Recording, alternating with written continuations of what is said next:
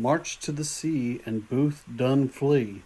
I am, as always, your host, Christopher Paul Dugdale, MEDMA. We are Duncanville High School in these United States, and today is December 8th, 2020. And on this date in history, 79 years ago, yesterday, was the attack on Pearl Harbor, when the Japanese launched a surprise attack and hit the majority of our ships and airplanes in the Pacific. This leads us into World War II, and about the best thing I can tell you about that time is there were no aircraft carriers there, because if there were, that would have changed the outcome of the war. So, not happy Pearl Harbor Day, but Pearl Harbor Day. Being serious.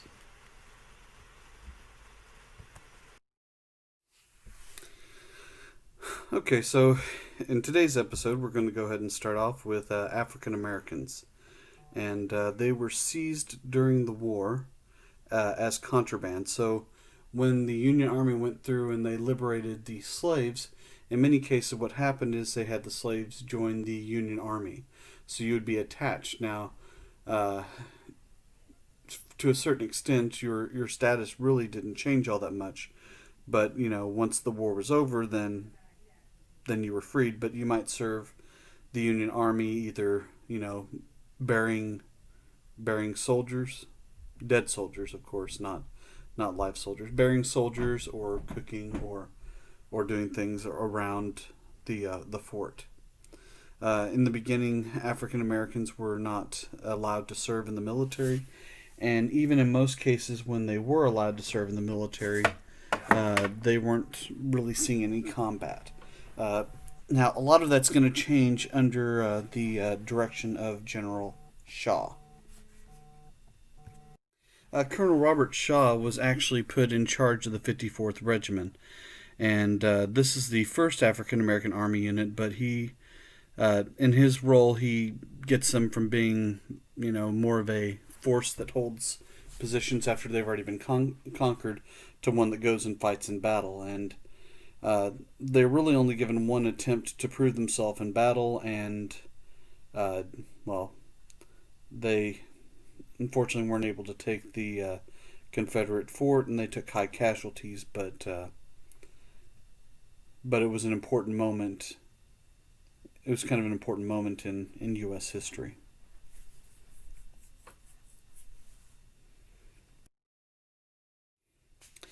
Now, the massacre of Fort Pillow. Okay, this sounds fake, but it's absolutely real. Okay, so April 12th, 1864, about a year before the Civil War ended, the they had garrisoned about 300 African Americans at this fort to free some white soldiers to fight. So there were several hundred soldiers at this fort, and an attack led by General Nathan Bedford Forrest. Okay, he was a Confederate general there. He goes in and shows no mercy. Executes over 550 Union soldiers. Many of them were executed after they surrendered. So just went in and they just created this violent bloodbath. Later on, Nathan Bedford Forrest will become the first Grand Wizard of the KKK. Okay, there is still a school in Florida that is named after Nathan Bedford Forrest. They have removed the Nathan Bedford part, and they just call it Forrest High School. It's a predominantly African American school, and they keep trying to change the name, but the school board there will not relent and not allow them to do so. Yeah, so I'm moving forward. So let's talk about William Tecumseh Sherman. Once again, you see him pictured with his hand in his shirt as an homage to Napoleon. And William Tecumseh Sherman was much like Grant in that he was going to do whatever he needed to win. And so, even if that's high casualty numbers. So he goes and he captures Atlanta. Atlanta was very important because it was a major railroad hub, and so you really cut down all the supplies of the railroad once you captured Atlanta. A year earlier, Grant had captured the Mississippi River, so the movement of any troops and supplies had gone down to, almost a standstill. And as he's moving through, he is burning everything of military value. That is animals. That is cotton. Those are homes. Everything is just destroyed in his path from Atlanta. That he continues on to the Atlantic. They call this the March to the Sea. So he ransacks homes, burns crops, kills cattle, and his advances are really what means the difference in the election for Lincoln, because Lincoln was on the verge of being defeated, and once Atlanta is captured, everything really changes for him from that point on. So, William Tecumseh Sherman. So the election of 1864. Okay, so I tell you what, I'm going to talk about Lincoln last, even though he's at the top here. Okay, the Copperheads were a group of Democrats who ran George McClellan. George McClellan promised to end the war. He was against the military draft and the Emancipation Proclamation. He was running mainly on revenge because, he was very angry at Lincoln for firing him twice. Once again, you see him with his hand in his shirt as an homage to Napoleon. So hopefully some of that will stick with you here. Okay. So he ran. He was the main opponent of Lincoln in this election. The Union Party was a third party. These are Republicans and War Democrats who were against Lincoln, and they're led by Salmon Chase, who's on the $100,000 bill. Okay. Now, getting back to Lincoln. Lincoln's running for re-election. He ran with Andrew Johnson. Andrew Johnson was a Democrat and Lincoln was a Republican. This is one of two times in U.S. history where you have people from opposing parties that are serving together. He chose Andrew Johnson for a myriad of reasons. Number one, as a way of trying to bring back together the North and the South, because he believed the war was about to end. That it would be helpful to have, a Southerner and someone from the opposing political party on his ticket to try and ensure fairness, and, that's the main reason he does that. So that's why he puts Andrew Johnson there. Andrew Johnson stayed in Congress during the war, so even though his state seceded, he stayed in Congress, in the Senate anyway, and continued to represent his state even though they weren't part of the nation. Again, the biggest factor for Lincoln winning this election was the victory in Atlanta. And that threw a lot of undecided votes right behind him. So, there were several people that were trying to take Lincoln out of office during the majority of his presidency. You have a group called the Congressional Committee on the Conduct of the War, and they try to remove Lincoln because of all the things that he did that violated the Constitution, like suspending habeas corpus. The Emancipation Proclamation was illegal because it violated the Fifth Amendment, which says you cannot take away property without just compensation. Okay, and with the Emancipation Proclamation, he freed the slaves, which was considered property by the South. Okay, he also established, martial law in Maryland. There were several things that he did that Congress just said you can't do that, but they could not get him removed. Okay, and here you can see, the attack on Lincoln here, and people saying how much he stinks. This is meant to be mean towards Lincoln. Union advances in the South. Now, what you see here is a steady line as the Union will push into the South. Okay, the yellow line is where things went during the first year. You have things settled in Maryland and Delaware. West Virginia, the people in the northern part or the western part of Virginia held out were against secession, and many of the people there refused to be drafted and refused to fight. So ultimately, in 1862, the United States will create a separate state of West Virginia and admit it into the Union. Kentucky and Missouri, for the most part, stayed part of the.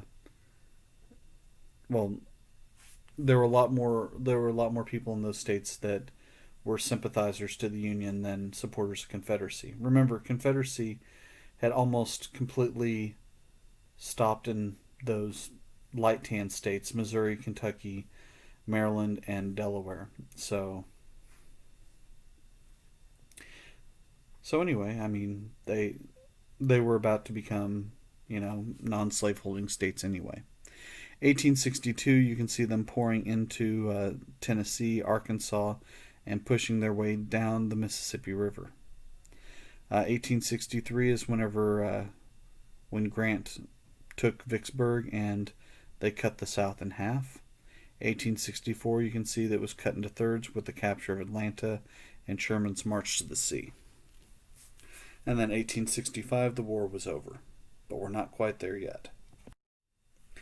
So, in January of 1865, after Lincoln had been elected, before the war was over, he found it very important to make sure that slavery was ended, and he fought tooth and nail to bring slavery to an end before the end of the Civil War. He got it passed in January of that year, about 6 weeks before the Confederates surrendered. So it was in the books before the end of the war. The South, because they were so short on men and supplies, became desperate, and they actually started their own Confederate emancipation. And Confederate leaders were wanting to arm slaves, and if you agreed to fight for the Confederacy, if the Confederacy won, then you would win your freedom. Now, this doesn't mean the freedom of you and your family, but it did mean your freedom, and there were some people that chose to go this route. But it was all for naught because the war was over pretty soon thereafter. Appomattox Courthouse. I talked about this whenever we started the war last time. This is where Confederate General Robert E. Lee surrenders his 35,000 men to Union General Ulysses S. Grant. Grant outnumbered him, and Lee only had a few conditions. Number one, that no Confederate soldiers would be prosecuted as a result of the war, and two, that Confederate troops were allowed to keep their weapons and their horses, which they agreed to, and they signed the treaty in the middle of the parlor or sitting room, or what we would call living room today, and then they went off their own ways. So the war is ended. Now, part of the problem is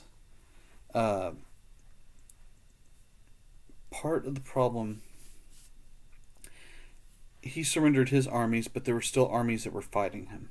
Okay, so there were still some battles that took place to the south. The last battle actually was fought in near Brownsville.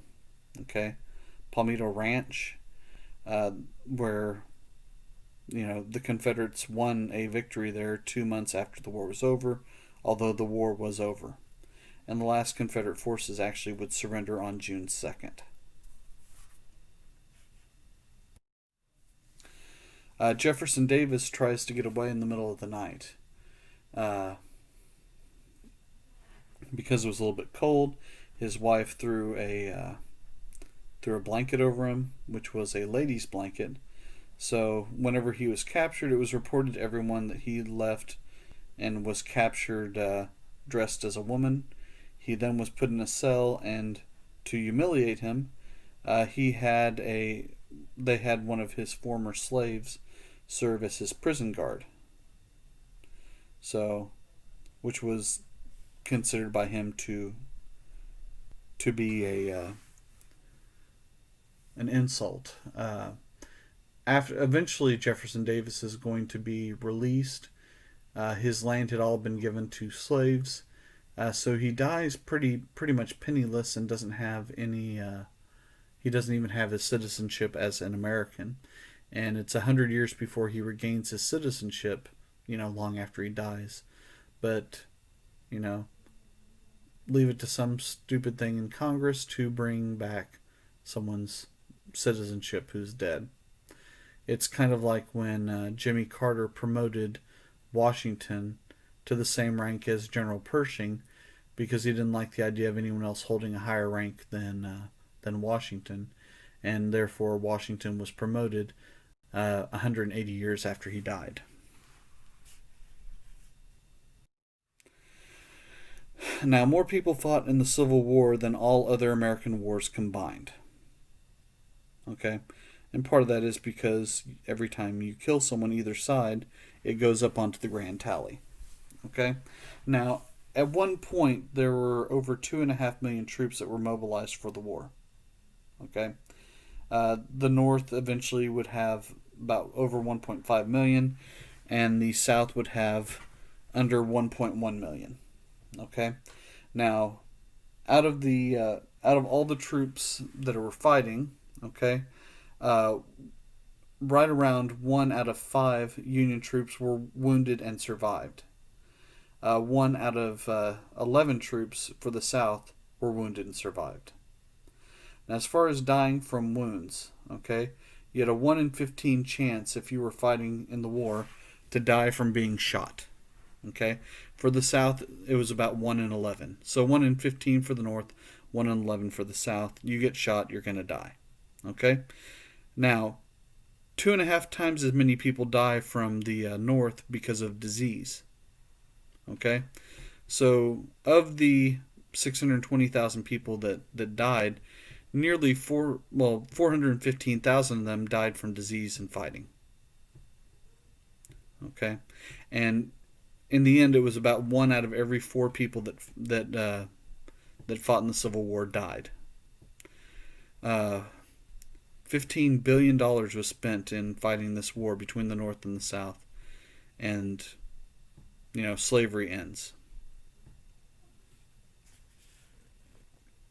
which was a good thing.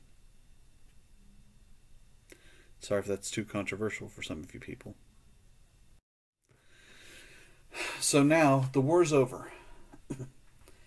It's been about a week, 2 weeks since the South has surrendered, and there's a group of Americans, of Confederates, that wanted to restart the war, and you do this by cutting off the head of the United States. So they got together in the Surratt house, in Mary Surratt's house. The leader of these men was a man by the name of John Wilkes Booth. Okay, and I'll talk about him more here in just a second. Okay, so the idea was they were going to kill Abraham Lincoln and Andrew Johnson. Okay, who were supposed to be in Ford's Theater. Okay, also supposed to be in the theater that day was Ulysses S. Grant. William Seward, who was Secretary of State, would be killed. So basically, you would kill Secretary of State, the general in charge of the army, the president and the vice president all at once, which would cause chaos. Okay? So, a couple things happen. Number one, Grant's wife has a nightmare that Grant is killed, begs him not to go to the theater, so they're not even in town whenever the assassinations are carried out. Okay? Andrew Johnson decides he's not going to go to the theater, so he stays home. Okay? So that just leaves Lincoln and Seward. So Seward was at home in the middle of the night. He was sleeping, and the assassin breaks into his house, runs into his son on the stairs and stabs the son, then goes upstairs and finds William Seward laying in bed. He pulls out his gun to shoot Seward, and the gun misfires. Seward hears the gun go off. The man flips the gun in his hand and starts to pistol whip Seward, who's laying in bed, and the gun's knocked out of his hand. He pulls out the knife and starts stabbing Seward around the neck. About that time, Seward's son comes up, and together they fight off the man. Seward has been savagely beaten and stabbed. He will still be at work 3 days later. The man sent to kill Andrew Johnson, since he wasn't in the theater, the guy was supposed to go to his hotel room, knock on the door, and whenever Andrew Johnson opened the door, stab him. Well, whenever he gets to the hotel, he goes down to the bar because he has not worked up the nerve to kill a man. So he decides to have a drink, because he doesn't have the nerve to kill someone. So he has a drink and not ready yet. Has a second drink, not ready yet.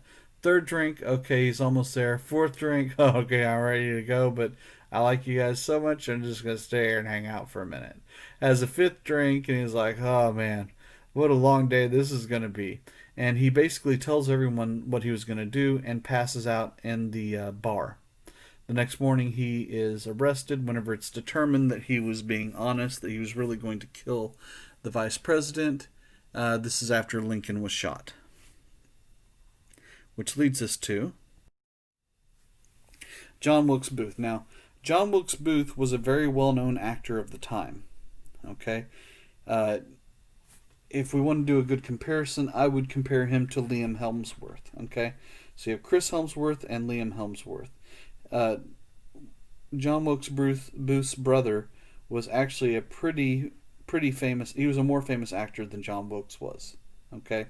But Lincoln had seen Wilkes in several plays before this, and at one point he was watching a play of Julius Caesar, and Wilkes was playing Brutus, and he says, I do believe, the time has come to kill the dictator, and he does that while making eye contact with Lincoln, and Lincoln turns to his wife, Mary Todd, and says, I do believe that man intends me harm. Which she recounts later, long after he's been dead. So John Wilkes Booth is plotting the death of Lincoln. Okay, so Lincoln goes to see Our American Cousin. John Wilkes Booth is not in this play, but since he works in this playhouse so much, no one thinks anything of him, walking around there. So, as the play starts, he sneaks up into the balcony where Lincoln is sitting, and sneaks up behind Lincoln and shoots him in the back of the head. So at that point, he hurdles the side of the balcony, lands on the stage. It's about a 16 to 18 foot drop. Whenever he lands, he breaks his ankle. Okay, he yells out "Sic Semper Tyrannis," which is death to all tyrants, and runs out and escapes on foot. He crosses the river into Virginia. He goes to a doctor's house at night by the name of Dr. Mudd. Dr. Mudd treats his wound in his foot, allows him to spend the night, tells him that he heard some kind of commotion, wondered what it was, and Booth says, I don't know, I hadn't heard anything, I was just heading this direction whenever I twisted my ankle. So as Union forces go out searching for John Wilkes Booth, they will go to the Mudd house, find a boot owned by Booth, and arrest Mudd as well, and Mudd will spend about the next year and a half in jail, professing his innocence in the whole scandal. John Wilkes, by the way, was named after a member of Parliament who was rebelling against Parliament and reporting things as a member of the press, and he was banned from all meetings of Parliament. So he was a little bit of a revolutionary that John Wilkes Booth was named after.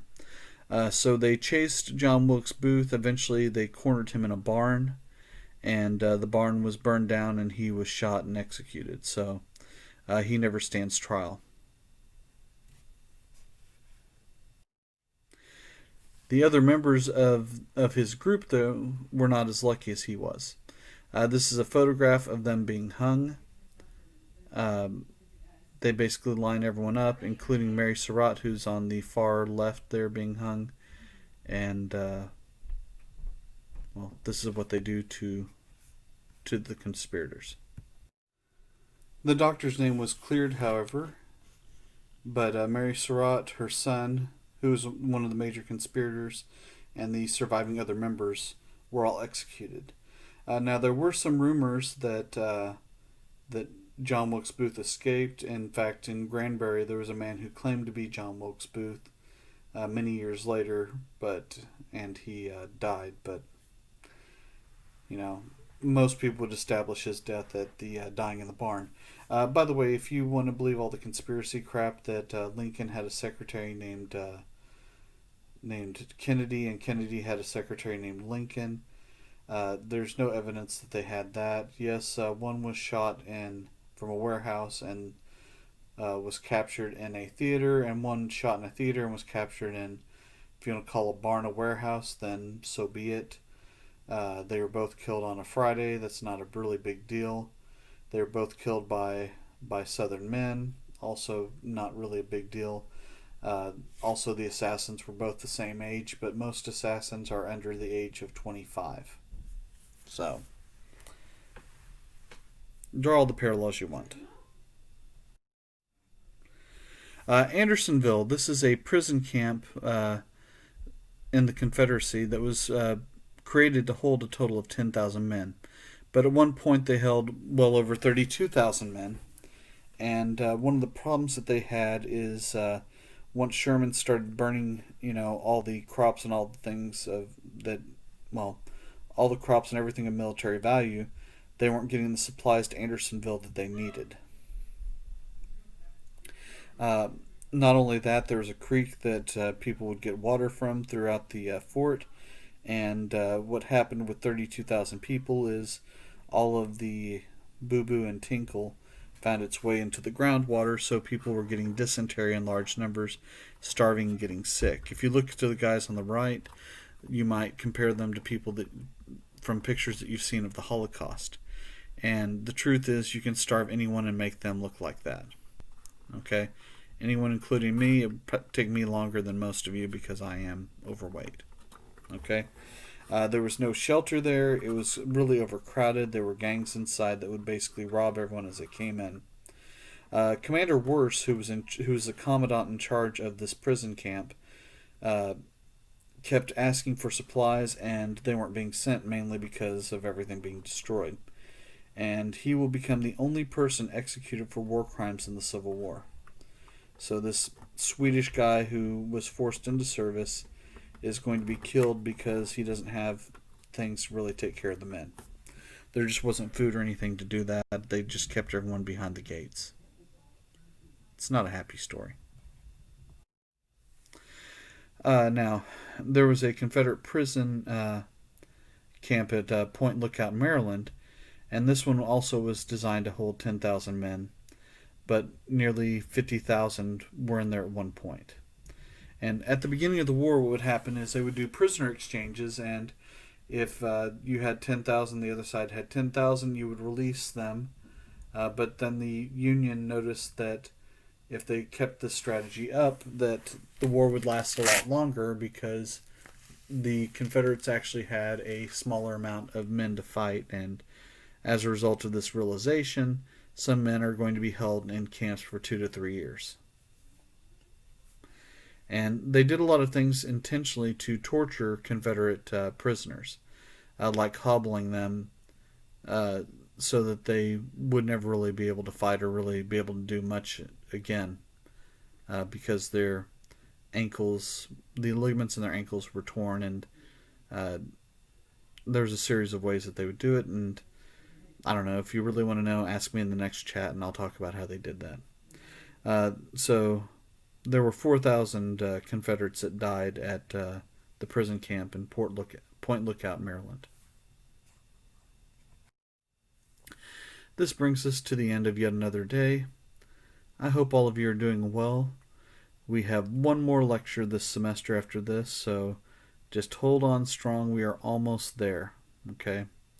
Everything will be done next week, and then you can celebrate Christmas break. And I will see everyone soon. Don't cocaine, don't AIDS, and don't COVID. This is Christopher Paul Dugdale, MEDMA, and I will talk to you soon.